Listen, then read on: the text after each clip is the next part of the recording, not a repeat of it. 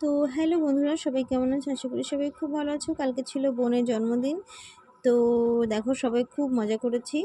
তো সাউন্ডটা দিলাম না কেন, যা কথাবার্তা হচ্ছিল তা শোনার কায়দা ছিল না। তোমরা সবাই হাসতে। তো জন্মদিনটাকে শেয়ার করলাম। এটা মাসির মেয়ে। ওরা ২ বোন, আমি ১ বোন।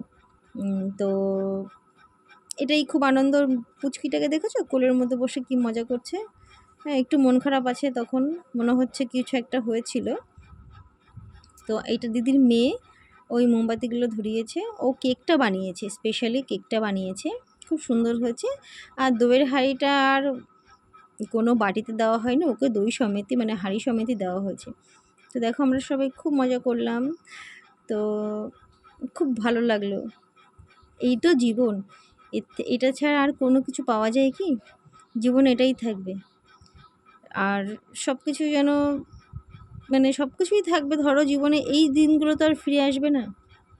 এটা সবথেকে বেশি মজার লাগলো।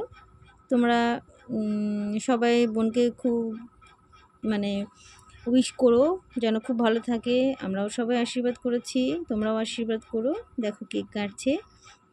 এটা ওর ছেলে আর মেয়ে একসঙ্গে, ওর একটা ছেলে একটা মেয়ে। তো এই অবস্থা এখন, এই অবধি। টাটা।